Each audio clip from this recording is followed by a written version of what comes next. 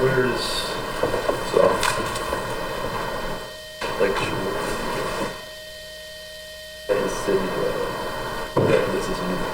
Well, that's new stuff. Yeah, so they would have to, in order to allow for, because right now Sydney Drive comes down like this, so they're going to have to realign this roadway here, Right.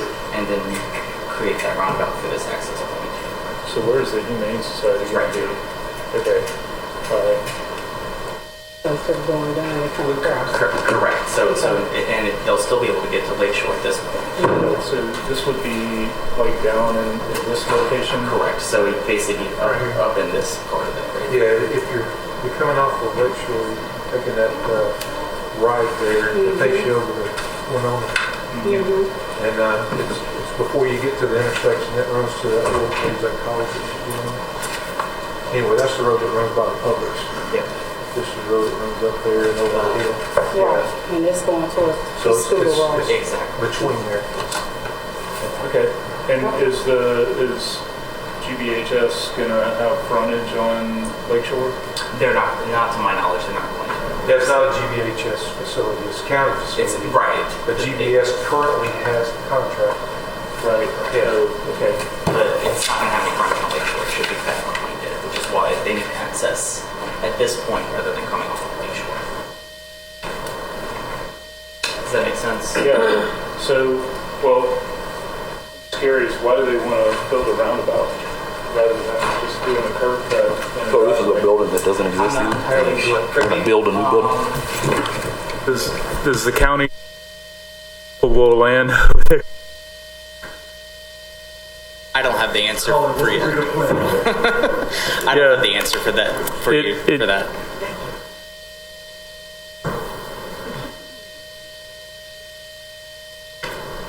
I mean, I don't see any issue with it, but it seems like a significant investment for one facility. I mean, to me, this indicates that there's something more. What the county shared with us and what the agreement points out is that this is for access to the Humane Society. So I don't have any information in terms of future developmental plans.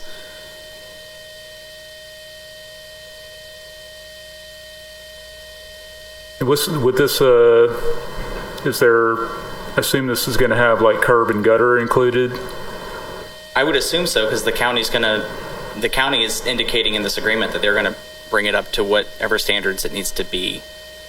And they're going to have it all inspected. The agreement does have a provision that allows for us to have our own inspectors go out if we choose to before concluding the transfer. But the county's proposal is to pay 100% of the construction costs and everything? That is correct.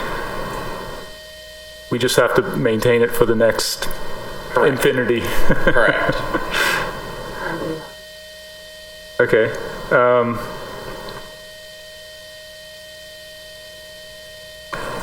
Just say for clarity, where they're building the roundabout is currently unincorporated Jefferson County.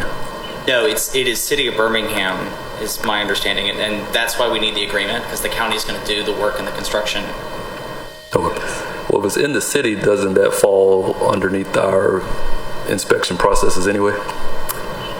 Don't have to build our specifications? Yeah, absolutely. The county's just offering to do the inspection as part of the work. Okay. They're giving us a gift. Like what? They just need to agree to receive the gift. Yeah, he was just saying they would let us inspect it, like as if we do it. Yeah. But all right. Yeah. I'm just, it doesn't really, other than the consideration that we have to maintain it for infinity, but I'd just be curious to know, like, why a roundabout on what is otherwise probably a low traffic street. But if they want to pay for it, anyway. What's the pleasure of the committee? Call and blink twice if you know more. I think I'd be in favor of accepting the roundabout. I'll move that we send this item to full council with a positive recommendation. Second. All right. All in favor, say aye. Aye. Aye. That motion passes. Thank you. You got to think ahead next time, Colin. You got to ask all these questions for me. Or roundabout. Tell the county thank you. Right. Make sure our inspectors are out there, you know. All right. So next item is the Birmingham 2050 Regional Transportation Plan. Just for clarification, I had put this on the agenda just because the Regional Planning Commission had asked me to help get the word out about their upcoming survey. So I didn't intend, Lindsay, for you to take time out of your day to come and give a presentation. But yeah, since you're here, yeah.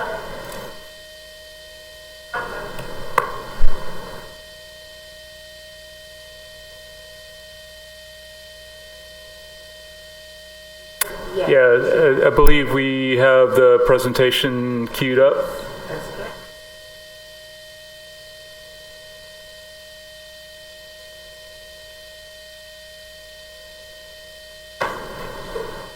All right. Well, thank you for having us. I'm Lindsay Puckett, Principal Planner with the Regional Planning Commission of Greater Birmingham, and we are just kicking off the process to update our Regional Transportation Plan. The last one was called the 2045, and this is called the 2050 Regional Transportation Plan. So what I'd like to do quickly is just kind of give you an overview of why it's important. Filed a quick survey and just inform you of what's going on. So next slide. So why is it important? So it's federally required by the Federal Highway Administration that in order to receive federal transportation dollars in our region, we have to have this long-range transportation plan in place, updated and adopted every 4 years. It has, it's long range because it covers a span of 25 years horizon, and it helps identify how we're going to invest these federal transportation dollars in our region. Next, and this is includes Jefferson, Shelby, and the urbanized portions of St. Clair and Blount County. So it's multimodal, meaning covers a range of modes of transportation for surface transportation. So we're looking at investments to roadways, bridges, active transportation for biking, sidewalks for walking, public transportation, as well as improvements to the freight system.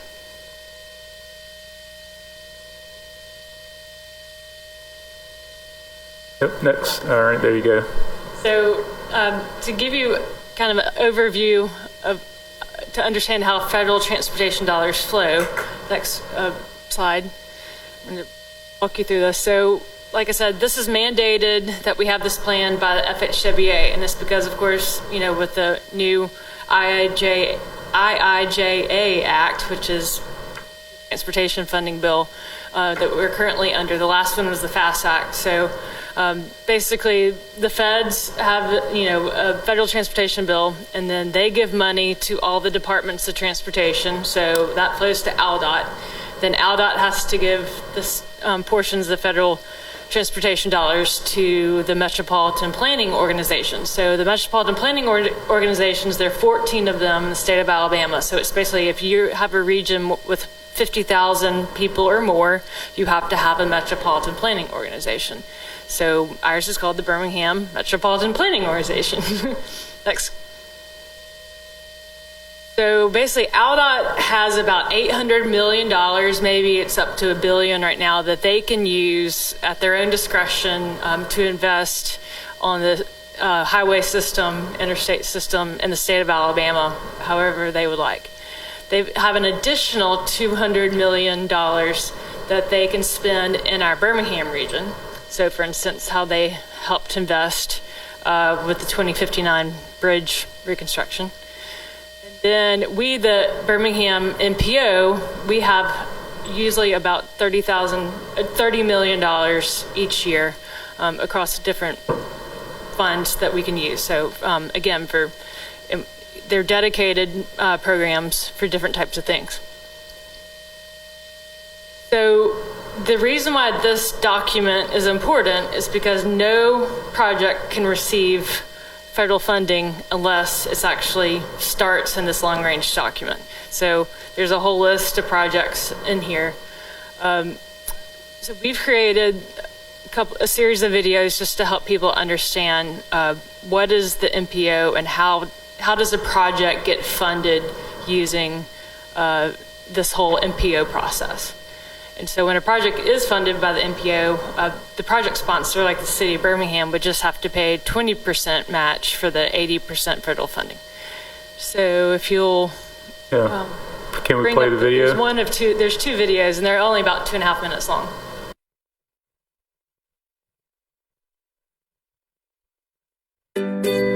Okay, you might be thinking, we need to improve that intersection, or we really need a sidewalk or a trail. And you may be a newly elected official, community planner, or even a concerned citizen. How do you go about making that happen? Who makes the decisions? And most of all, how do you get it funded? Does your local government have to pay for it? Or does the state help pay for some, or all of it? And that's where the Metropolitan Planning Organization comes in. In the 1970s, the U.S. government decided to create Metropolitan Planning Organizations, or MPOs, to bring state and local leaders together along with community stakeholders into a public forum to discuss growth and development. The main benefit of an MPO is transportation decisions in your area are made at a local level. And that's great because it keeps people who are not familiar with your specific needs from deciding what is important. So let's take a look at how this process works. You see a transportation need. So you go to the local official and ask for help. If the local government agrees there is a need for the transportation project, they can decide if they want to pay for it themselves or request assistance from their MPO. Now keep in mind, getting assistance does not mean someone else pays for the entire project. The local government will need to have matching funds. How much? The MPO pays 80% of the project cost. That means the local government only needs to provide 20%. To get the project funded, the local government takes the recommendations to the MPO Policy Committee. Okay, here's a side note. A local government may have several projects it would like assistance in funding, but since the purpose of an MPO is to ensure that transportation decisions are made at the local level, the local government decides which project is their highest priority to present for assistance. Now you may be wondering, what's the catch? Working with an MPO means adding time to the project. Using federal money can bring additional oversight and regulation, which translates into not only adding time, but additional cost. Your local government needs to research and decide if using federal money is right for them. Now, you may have more questions, like who makes up the MPO? How often do they meet? How much money do they have? These questions are answered in the next video, Inside an MPO.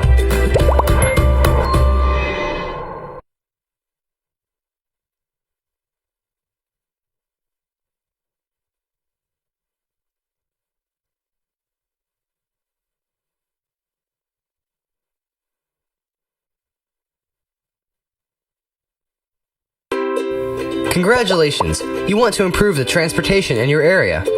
Whether you want to enhance an intersection, add a sidewalk, or a trail, your local Metropolitan Planning Organization can help fund it. In the first video, we covered what is an MPO and the process of funding your project. In this video, we go inside an MPO. Metropolitan Planning Organizations were developed in the 1970s to ensure that transportation decisions were made at the local level. MPOs are organized by population, and any area greater than 50,000 people requires an MPO. Alabama has 14 MPOs. Every 3 to 5 years, Congress approves a transportation bill that funds MPOs and establishes policies, rules, and regulations. In order to receive federal funds, every MPO has to develop a long-range plan, short-range plan, and some have to do an air quality plan. MPOs also develop programs to manage congestion and provide transparency on how planning funds are being used. An MPO's long-range plan is called the Regional Transportation Plan, or RTP. This is a 25-year roadmap for a region which articulates the vision for transportation, identifies broad goals, and sets objectives for achieving these goals. Funding a local government's transportation project comes out of the Transportation Improvement Program, or TIP. This is a 4-year, short-range plan for a region. The money available to improve a region is based on the state census and flows through the state's Department of Transportation budget. In Alabama, the state DOT receives $800 million each year, of which about $70 million is distributed to the MPOs. The Birmingham MPO receives approximately $28 million for projects in its region. An MPO is made up of people that are grouped into committees: the Policy Committee, Advisory Committee, Citizens Committee, and Technical Committee. The Policy Committee is the committee that formally approves your project.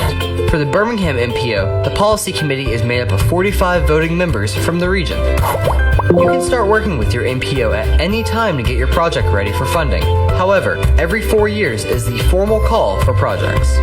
If you decide to work with an MPO, keep in mind, a project using federal funds from an MPO typically takes 5 to 7 years to complete. That's because taking federal money often adds additional oversight and regulations. This additional oversight can grow a project bigger than originally thought. A benefit of using an MPO is the local government only needs to pay 20% of the project cost. But because additional oversight can grow a project, the out-of-pocket can increase.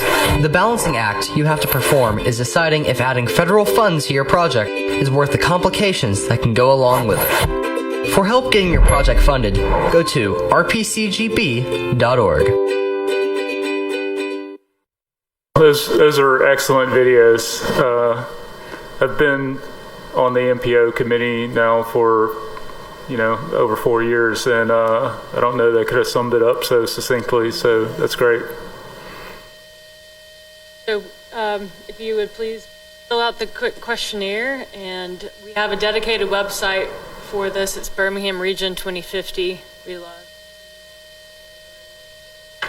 anybody and everybody to fill out the year-and-a-half process to develop this regional transportation. Start by talking to the big project sponsors like the City of Birmingham, Jefferson County, Shelby County, Hoover. Get a list of their capacity projects, and but it takes a while, but we are on the front end. So. Okay. And is the survey going to be, I assume it's going to be accessible online? Is there There's a SurveyMonkey link to it online at the BirminghamRegion2050.com website. All right. Awesome. Okay. Great. Well, thank you for taking the time out of your day and for giving such a great presentation. It worked out better than I expected. Good. Thank you, Councilor. All right.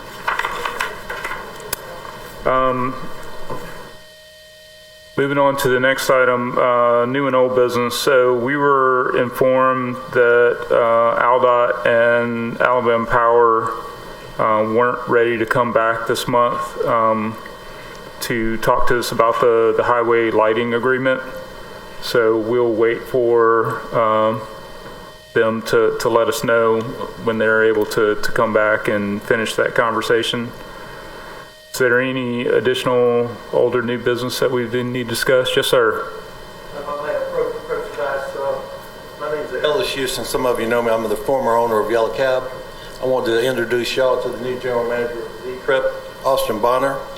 He's worked for me for about the last 5 years, so he knows Birmingham very well. He's just trying to work his way through the process here. Currently, I'm getting a rate increase for the cab drivers and a temporary fuel increase. And he's approached the city attorney. He hasn't heard back from her yet. I think he sent you guys a proposal, and it went to the city attorney. Haven't heard any word back. So if you give him a couple minutes just to talk about what he's looking for. Sure. Yeah, go ahead. Like you mentioned, introduce me. My name is Austin Bonner. I am the general manager. Recently acquired Birmingham Yellow Cab. Along with all of its assets. I'm not sure if you guys have seen. I have a couple copies here.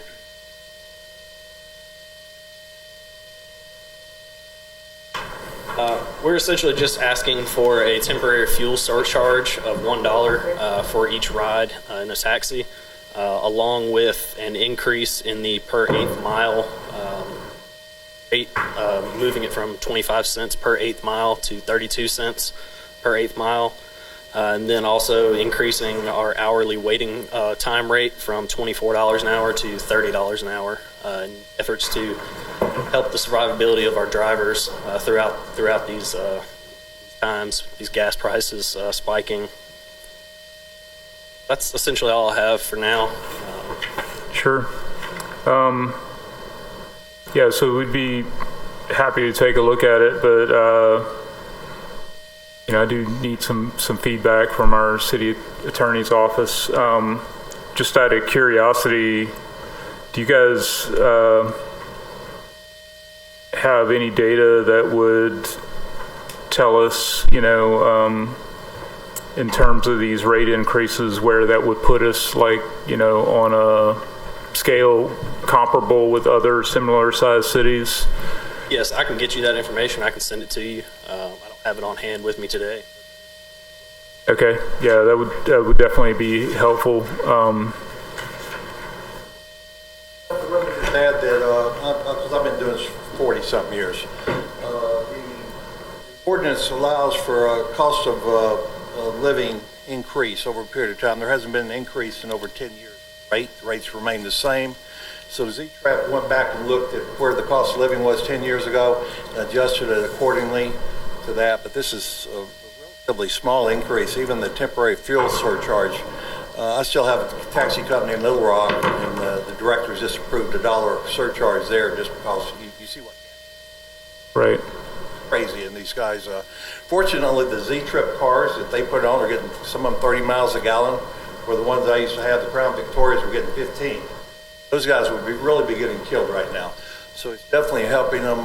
This would definitely help them, and hopefully y'all can get something on your agenda for your next meeting. Okay. Thank you. And yeah, we'll try and, figure out how do we need to advance this.